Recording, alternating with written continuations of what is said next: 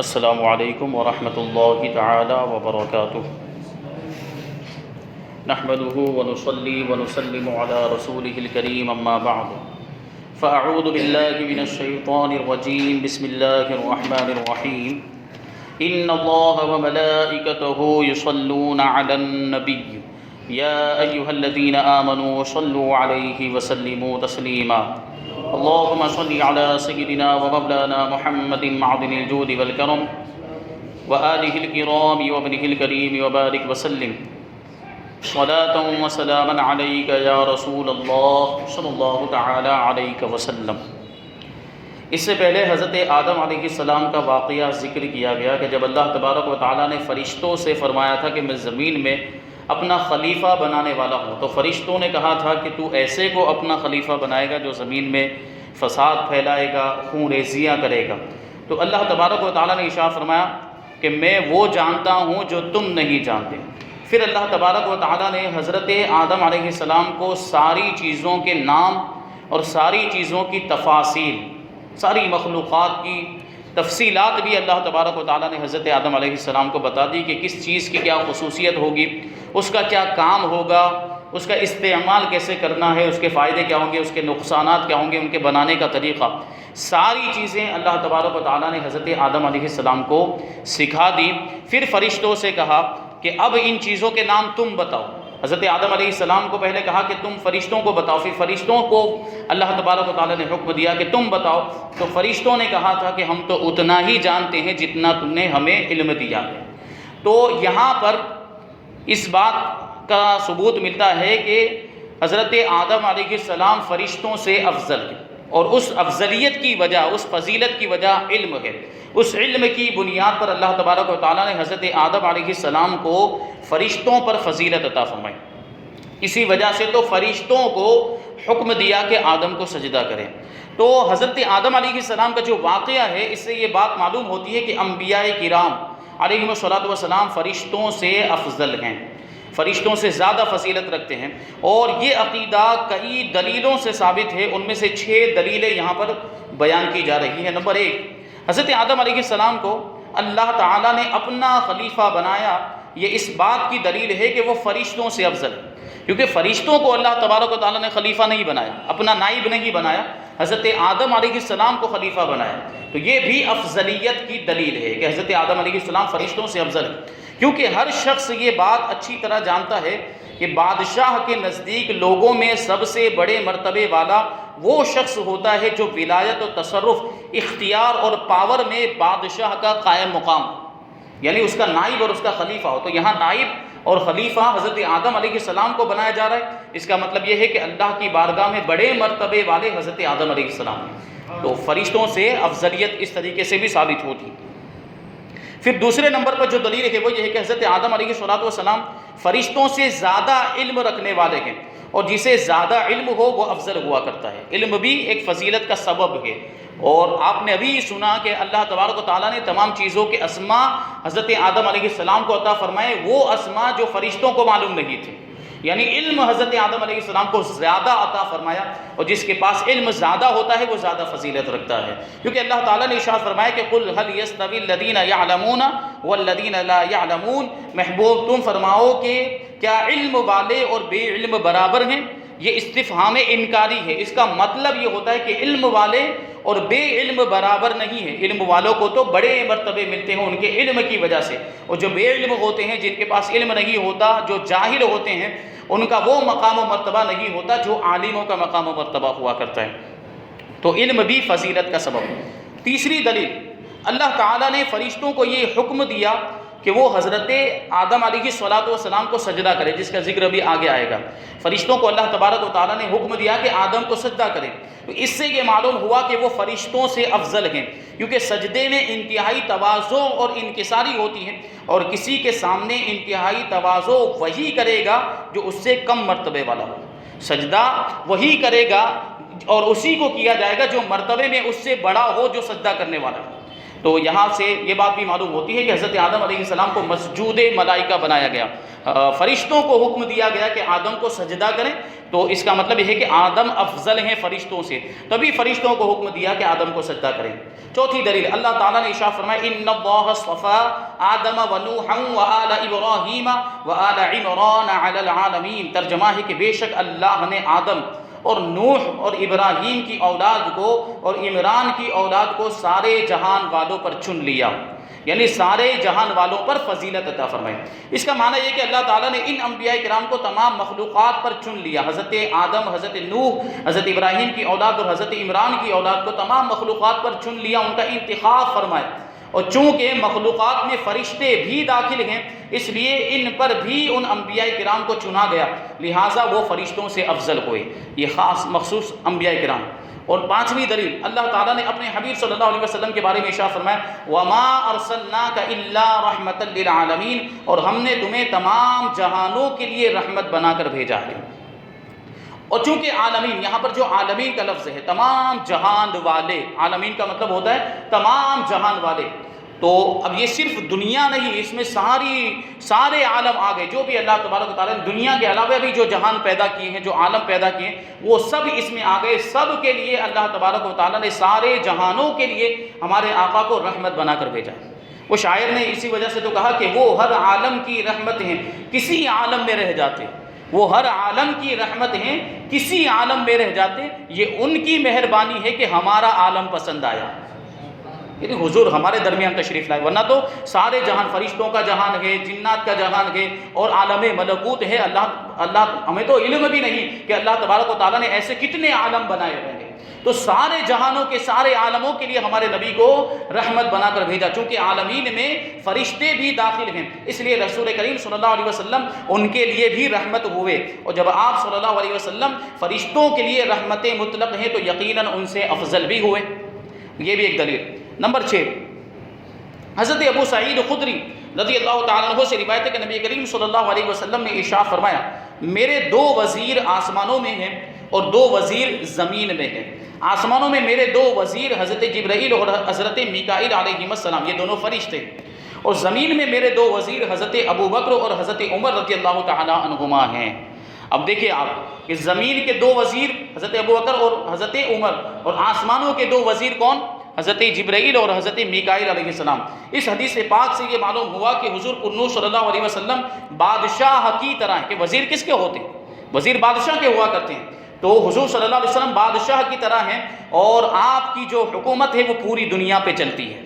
پوری دنیا پر، تو آپ کو پوری دنیا کا بادشاہ بنایا گیا، اور حضرت جبرائیل اور حضرت میکائیل علیہ السلام دونوں ان کے وزیروں کی طرح ہیں، اور چونکہ بادشاہ وزیر سے افضل ہوا کرتا ہے، بادشاہ کا مرتبہ بڑا ہوتا ہے وزیر کے مقابلے میں، اس لیے ثابت ہوا کہ حضور پرنور صلی اللہ علیہ وسلم فرشتوں سے افضل ہیں۔ تو یہ فضیلت کی بہت ساری وجوہات بتائی گئی کہ انبیاء کرام علیہ السلام فرشتوں سے افضل ہوتے ہیں۔ آگے جو فرشتوں کی بات ذکر کی ہے، اللہ تبارک و تعالیٰ ارشاد فرماتا ہے سورہ بقرہ آیت نمبر 32، قالوا سبحانک لا علم لنا الا ما علمتنا انک انت العلیم الحکیم۔ فرشتوں نے عرض کیا اللہ تبارک و تعالیٰ کی بارگاہ میں کہ اے اللہ تو پاک ہے، ہمیں تو صرف اتنا ہی علم ہے جتنا تو نے ہمیں سکھا دیا، بے شک تو ہی علم والا حکمت والا ہے۔ یعنی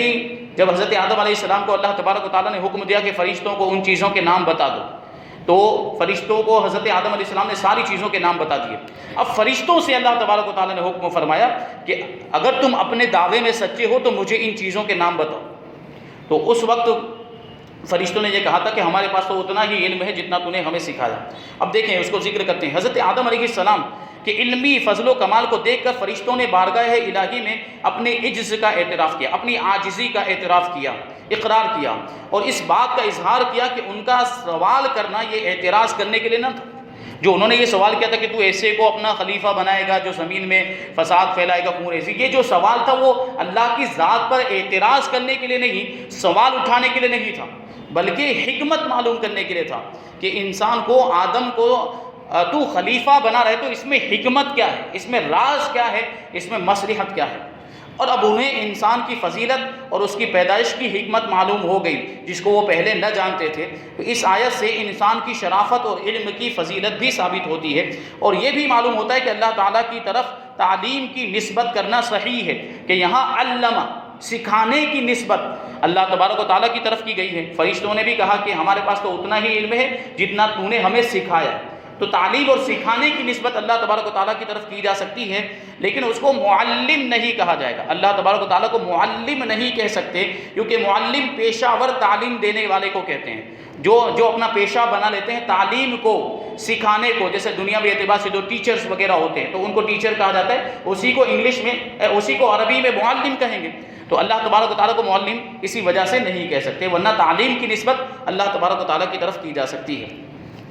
آگے آیت نمبر 33 میں قال یا آدم انبئهم باسمائهم فلما انبأهم باسمائهم قال الم اقل لكم انی اعلم غیب السماوات والارض واعلم ما تبدون وما کنتم تکتمون۔ فرشتوں کو ان چیزوں کے نام بتانے کے لیے کہا تو انہوں نے اپنی عاجزی کا اظہار کیا، تو اللہ تبارک و تعالیٰ نے آدم سے فرمایا کہ اے آدم تم انہیں ان اشیاء کے نام بتا دو جو تمہیں سکھائے گئے، ان ساری چیزوں کے نام تم فرشتوں کو بتا دو۔ تو جب حضرت آدم نے انہیں ان اشیاء کے، ان چیزوں کے نام بتا دیے تو اللہ تعالیٰ نے فرمایا کہ اے فرشتوں، کیا میں نے تمہیں نہ کہا تھا کہ میں آسمانوں اور زمین کی تمام چھپی ہوئی چیزوں کو جانتا ہوں، اور میں جانتا ہوں جو کچھ تم ظاہر کرتے ہو، جو کچھ تم چھپاتے ہو۔ تو اس آیت کریمہ دیکھیں، فرشتوں نے جو بات ظاہر کی تھی وہ یہ تھی کہ انسان فساد انگیزی کرے گا اور خون ریزی کرے گا۔ اللہ کی بارگاہ میں انہوں نے یہ کہا تھا کہ تو ایسے کو خلیفہ بنا رہا ہے جو فساد پھیلائے گا زمین کے اندر، جو خون ریزی کرے گا۔ یہ بات تو انہوں نے اللہ کی بارگاہ میں ظاہر کی تھی، لیکن ایک بات وہ بھی تھی جو انہوں نے چھپا کر رکھی تھی، وہ اللہ کی بارگاہ میں اس کو بیان نہیں کیا۔ اور اللہ تبارک و تعالیٰ تو ہر کھلی بات کو بھی جانتا ہے اور چھپی ہوئی بات کو بھی جانتا ہے۔ تو اللہ تبارک و تعالیٰ جو فرشتوں نے بات چھپائی تھی اس کو بھی جانتا ہے، اور وہ بات یہ تھی کہ خلافت کے مستحق وہ خود ہیں، یعنی فرشتوں نے یہ بات چھپا کے رکھی، ہم خلافت کے حقدار ہیں، ہم ہمیشہ ہر وقت اللہ کی اطاعت میں لگے رہتے ہیں، تو ہمیں خلیفہ بنانا چاہیے، اور آدم کو خلیفہ بنایا جا رہا ہے۔ تو یہ بات انہوں نے چھپا کے رکھی تھی کہ خلافت کے حقدار ہم ہیں، اور اللہ تعالیٰ ان سے زیادہ علم و فضل والی کوئی مخلوق پیدا نہ فرمائے گا۔ یہ فرشتوں نے آپس میں سوچا تھا۔ آیت سے یہ بھی معلوم ہوا کہ فرشتوں کے علوم و کمالات میں زیادتی ہوتی ہے۔ فرشتوں کے علوم و کمالات میں کیوں؟ کیونکہ پہلے وہ انسان کے پیدا کرنے کی حکمت نہیں جانتے تھے، پھر ان کو اللہ تبارک و تعالیٰ نے انسان کے پیدا کرنے کی حکمت بتائی تو ان کے علم میں اضافہ ہوا کہ نہیں ہوا؟ اس کا مطلب یہ ہے کہ فرشتوں کے علم میں اضافہ ہو سکتا ہے، ان کے کمالات میں بھی اضافہ ہو سکتا ہے۔ آگے آیت نمبر 34 اللہ تبارک و تعالیٰ ارشاد فرماتا ہے وَإِذْ قُلْنَا لِلْمَلَائِكَةِ اسْجُدُوا لِآدَمَ فَسَجَدُوا إِلَّا إِبْلِيسَ أَبَىٰ وَاسْتَكْبَرَ وَكَانَ مِنَ الْكَافِرِينَ۔ اور یاد کرو جب ہم نے فرشتوں کو حکم دیا کہ آدم کو سجدہ کرو تو ابلیس کے علاوہ سب نے سجدہ کیا، سارے فرشتوں نے سجدہ کیا، اور ابلیس نے انکار کیا اور تکبر کیا اور کافر ہو گیا۔ حضرت آدم علیہ السلام کو اللہ تبارک و تعالیٰ نے تمام موجودات کا نمونہ اور عالم روحانی و جسمانی کا مجموعہ بنایا۔ ان کا ایک جسم بھی تھا، اور اللہ تبارک و تعالیٰ نے ان کے جسم میں روح پھونکی۔ انسان کو دیکھیں آپ تو انسان روح اور جسم کا مجموعہ ہے، تو حضرت آدم علیہ السلام کو روحانی اور جسمانی عالم کا مجموعہ بنایا، اور فرشتوں کے لیے حصول کمالات کا وسیلہ بنایا کہ ان کو اگر کمالات چاہیے، ان کو اور مقام و مرتبہ چاہیے، درجات کی بلندی چاہیے، تو وہ آدم کو سجدہ کرے، کیونکہ اس میں اللہ تبارک و تعالیٰ کے حکم کی تعمیل ہے، اور جو اللہ تبارک و تعالیٰ کے حکم کی تعمیل کرتا ہے اللہ تبارک و تعالیٰ اس کے درجات میں بلندی عطا فرماتا ہے، اس کے کمالات میں اضافہ فرماتا ہے۔ تو حضرت آدم علیہ السلام کو فرشتوں کے لیے حصول کمالات کا وسیلہ بنایا، تو انہیں حکم فرمایا کہ حضرت آدم علیہ السلام کو سجدہ کریں، کیونکہ اس میں حضرت آدم علیہ السلام کی فضیلت کا اعتراف اور اپنے مقولے اتجعل فیہا کی معذرت بھی تھی، کہ انہوں نے یہ جو بات کہی تھی اے اللہ تبارک و تعالیٰ کی بارگاہ میں کہ تو ایسے کو خلیفہ بنائے گا جو زمین میں فساد پھیلائے گا، تو اس کی معذرت اور معافی مانگنا بھی تھا کہ وہ آدم کو سجدہ کر لیتے تو یہ ان کا عذر پیش کرنا بھی ہو جاتا اور معافی مانگنا اور معذرت کرنا بھی ہو جاتا۔ بہرحال تمام فرشتوں کو سجدے کا حکم دیا گیا، اور ملائکہ مقربین سمیت تمام فرشتوں نے سجدہ کیا، لیکن شیطان نے سجدہ کرنے سے انکار کر دیا، اور تکبر کے طور پر یہ سمجھتا رہا کہ وہ حضرت آدم علیہ السلام سے افضل ہے، اور اس جیسے انتہائی عبادت گزار فرشتوں کے استاذ اور مقرب بارگاہ الہی کو سجدے کا حکم دینا حکمت کے خلاف ہے۔ اس نے تکبر کیا، اپنی بڑائی ظاہر کی۔ یہ بات بھی اس نے کہی تھی کہ میں آدم کو سجدہ کیوں کروں؟ آدم کو مٹی سے پیدا کیا گیا، مجھے آگ سے پیدا کیا گیا، میں ان سے بہتر ہوں۔ پھر وہ یہ سمجھتا تھا کہ میں تو بہت بڑا عبادت گزار ہوں۔ اس نے کئی سینکڑوں سال تک اللہ کی عبادت کی تھی، بلکہ وہ فرشتوں کا استاد، فرشتوں کو تعلیم دیا کرتا تھا، معلم ملائکہ اس کو کہا جاتا تھا، اور بڑا اللہ تبارک و تعالیٰ کی بارگاہ کا مقرب ہوا کرتا تھا۔ لیکن دیکھیں اس نے تکبر کیا، اور اس تکبر نے اسے نبی کی گستاخی پر ابھارا۔ پھر اس نے نبی کی شان میں گستاخی کی، حضرت آدم علیہ السلام کی شان میں یہ کہا کہ میں تو ان سے بہتر ہوں، میں ان کو سجدہ کیوں کروں، اور مجھے سجدے کا حکم دینا یہ حکمت کے خلاف ہے۔ وہ اسی وجہ سے وہ راندہ بارگاہ ہو گیا، اللہ تبارک و تعالیٰ نے اس کو اپنی بارگاہ سے نکال دیا۔ اپنے اس باطل عقیدے، حکم الہی سے انکار اور تعظیم نبی سے تکبر کی وجہ سے وہ کافر ہو گیا۔ حضرت آدم علیہ السلام اور ابلیس کا واقعہ قرآن پاک کی 7 سورتوں میں بیان کیا گیا ہے۔ اس آیت میں سجدے کا ذکر ہے، تو اس مناسبت سے یہاں سجدے کے تعلق سے چند احکام بیان کیے جاتے ہیں، چند مسائل بیان کیے جاتے ہیں۔ سجدے کی 2 قسمیں ہیں، ایک عبادت کا سجدہ اور دوسرا تعظیم کا سجدہ۔ عبادت کا سجدہ کسی کو معبود سمجھ کر کیا جاتا ہے، کسی کو خدا سمجھ کر کیا جاتا ہے، اور تعظیم کا سجدہ وہ ہوتا ہے جس سے مسجود یعنی جس کے لیے سجدہ کیا جائے اس کی تعظیم مقصود ہوتی ہے، اس کو معبود نہیں سمجھا جاتا، اس کو خدا نہیں سمجھا جاتا، صرف اس کی تعظیم کے لیے اس کو سجدہ کیا جاتا ہے۔ تو نمبر 2 یہ قطعی عقیدہ ہے کہ سجدہ عبادت کا جو سجدہ ہوتا ہے یعنی معبود سمجھ کر جو سجدہ کیا جاتا ہے اللہ تعالیٰ کے لیے خاص ہے، کسی اور کے لیے یہ سجدہ نہیں ہو سکتا، اور نہ کسی شریعت میں یہ سجدہ کبھی جائز ہوا۔ عبادت کا سجدہ کسی اللہ کے سوا کسی کو نہیں ہو سکتا۔ اگر کوئی کسی کو معبود سمجھ کر اسے سجدہ کرے گا تو وہ مشرک ہو جائے گا۔ اللہ کے علاوہ کسی اور کو اگر معبود سمجھ کے، خدا سمجھ کے اسے سجدہ کر دے، عبادت والا سجدہ کر دے، تو وہ مشرک ہو جائے گا، ایمان سے خارج ہو جائے گا۔ فرشتوں نے حضرت آدم علیہ السلام کو جو سجدہ کیا تھا وہ تعظیمی سجدہ تھا، عبادت والا سجدہ نہیں تھا، تعظیم والا سجدہ تھا، اور وہ باقاعدہ پیشانی زمین پر رکھنے کی صورت میں تھا، جس طریقے سے ہم سجدہ کرتے ہیں زمین پر پیشانی رکھنا، وہ اسی طرح کا وہ سجدہ تھا، یہی صورت تھی۔ صرف سر کا جھکانا نہیں تھا، بعض تفسیروں کے اندر یہ بیان کیا گیا کہ صرف سر کو جھکا کر خشوع و خضوع بجا لائے تھے، آداب بجا لائے تھے، تو یہ درست نہیں ہے۔ صحیح یہ ہے کہ انہوں نے باقاعدہ سجدہ کیا تھا، پیشانی زمین پر رکھی تھی۔ نمبر 4 تعظیمی سجدہ پہلی شریعتوں میں جائز تھا۔ جو تعظیم والا کسی کی تعظیم کے لیے جو سجدہ کیا جاتا ہے وہ پہلی شریعتوں میں جائز تھا، ہماری شریعت میں منسوخ کر دیا گیا، یعنی اب ہماری شریعت میں تعظیمی سجدہ کرنا حرام ہے، کسی کو سجدہ کیا ہی نہیں جا سکتا۔ عبادت کا سجدہ تو کسی شریعت میں نہیں تھا، ہماری شریعت میں تعظیم والا سجدہ بھی اس کا حکم ختم کر دیا گیا، اب وہ حرام ہے، یعنی کسی کو سجدہ تعظیمی نہیں کیا جا سکتا، اب کسی کے لیے جائز نہیں، لہٰذا کسی پیر یا ولی یا مزار کو تعظیمی سجدہ کرنا حرام ہے۔ یہ بات ذہن میں رکھیں، اہل سنت و جماعت کا یہ مذہب ہے، تعظیمی سجدہ کسی پیر کسی ولی کو، یہاں تک کہ مزار پر بھی تعظیمی سجدہ نہیں کر سکتے۔ چوکھٹ کو چومنا الگ چیز ہے، دیوار کو چومنا الگ چیز ہے، دروازے کو چومنا الگ چیز ہے، لیکن اس میں بھی سجدے کی کیفیت پیدا نہیں ہونی چاہیے۔ ہمارے مسلمان بھائیوں کو اس پر توجہ دینے کی ضرورت ہے۔ چوکھٹ کو چومنے میں سجدے کی کیفیت پیدا ہو جاتی تو اس سے غیروں کو اعتراض کرنے کا موقع ملتا ہے، وہ کیا کہتے ہیں کہ دیکھو سجدہ کر رہے ہیں، حالانکہ ہمارے بھائیوں کی سجدہ کرنے کی کبھی نیت نہیں ہوتی ہے، اور اگر کوئی ایسا کرتا ہے تو وہ غلط کرتا ہے۔ سجدہ کرنا اہل سنت و جماعت کے نزدیک بھی جائز نہیں ہے، مزارات پر سجدہ کرنا جائز نہیں ہے۔ لیکن یہ یاد رہے کہ تعظیمی سجدہ کرنے والوں پر یہ بہتان باندھنا، دیکھیں بات آگے تعظیمی سجدہ کرنے والوں پر یہ بہتان باندھنا کہ یہ معبود سمجھ کر سجدہ کرتے ہیں، یہ اس تعظیمی سجدے سے بڑا جرم ہے، کیونکہ یہ مسلمانوں کو مشرک اور کافر کہنا ہے۔ تعظیمی سجدہ اگر کوئی کرتا ہے، اگر مان لیجئے کہ کوئی اپنی شامت نفس کی وجہ سے تعظیمی سجدہ کرتا بھی ہے تو یہ حرام ہوا،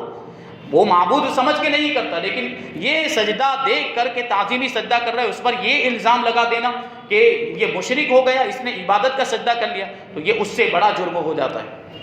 اعلیٰ حضرت امام احمد رضا خان رضی اللہ تعالیٰ عنہ نے غیر اللہ کو، اللہ کے علاوہ دوسرے لوگوں کو، مخلوقات کو تعظیمی سجدہ کرنے کے حرام ہونے پر ایک عظیم کتاب لکھی ہے،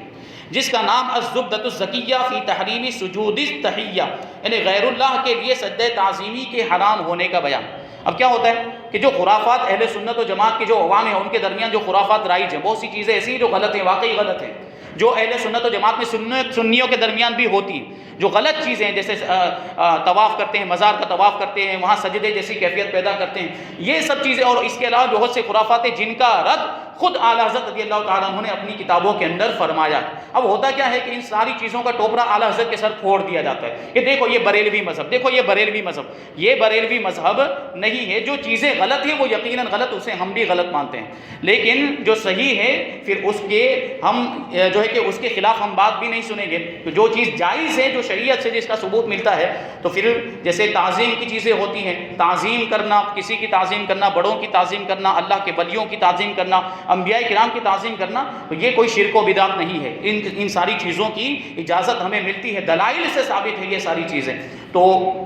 یہ بات بھی ذہن میں رہے۔ اب اس میں دیکھیے کہ اس واقعے سے ایک بات یہ بھی معلوم ہوتی ہے کہ تکبر ایسا خطرناک عمل ہے کہ یہ بعض اوقات بندے کو کفر تک پہنچا دیتا ہے۔ دیکھیے یہ شیطان کو تکبر نے ہی کفر تک پہنچایا، اس نے تکبر کیا تھا اپنی بڑائی کی وجہ سے، اس نے سجدے سے انکار کر دیا تو کافر ہو گیا۔ اس لیے ہر مسلمان کو چاہیے کہ وہ تکبر کرنے سے بچے، گھمنڈ کرنے سے بچے۔ حضرت عبداللہ ابن مسعود رضی اللہ تعالیٰ عنہ سے روایت ہے، نبی کریم صلی اللہ علیہ وسلم نے ارشاد فرمایا تکبر حق کی مخالفت کرنے اور لوگوں کو حقیر جاننے کا نام۔ جب آدمی تکبر کرتا ہے مطلب کیا؟ اپنے آپ کو بڑا سمجھتا ہے۔ جب اپنے آپ کو بڑا سمجھتا ہے تو دوسروں کو چھوٹا سمجھنے لگتا ہے، حقیر سمجھنے لگتا ہے، یہی تکبر اور گھمنڈ ہے۔ حضرت عبداللہ ابن مسعود رضی اللہ تعالیٰ عنہ سے روایت ہے کہ حضور اقدس صلی اللہ علیہ وسلم نے ارشاد فرمایا کہ تکبر سے بچتے رہو، کیونکہ اسی تکبر نے شیطان کو اس بات پر ابھارا تھا کہ وہ حضرت آدم علیہ السلام کو سجدہ نہ کرے۔ حضرت سلمہ بن اکوع رضی اللہ تعالیٰ عنہ سے روایت ہے کہ حضور اقدس صلی اللہ علیہ وسلم نے ارشاد فرمایا آدمی دوسرے لوگوں کے مقابلے میں اپنی ذات کو بلند سمجھتا رہتا ہے، یہاں تک کہ اسے تکبر کرنے والوں میں لکھ دیا جاتا ہے، پھر اسے وہی عذاب پہنچے گا جو تکبر کرنے والوں کو پہنچائے۔ تو تکبر کرنا بہت بڑا گناہ ہے اور اس کا عذاب بھی بہت سخت ہے۔ اللہ تبارک و تعالی ہمیں تکبر سے بچائے، تواضع اور انکساری کرنے کی توفیق عطا فرمائے۔ اہل سنت و جماعت اور عقائد اہل سنت پر ہمیں قائم و دائم رکھے اور اسی پر ہم سب کا خاتمہ فرمائے۔ وما علینا الا البلاغ۔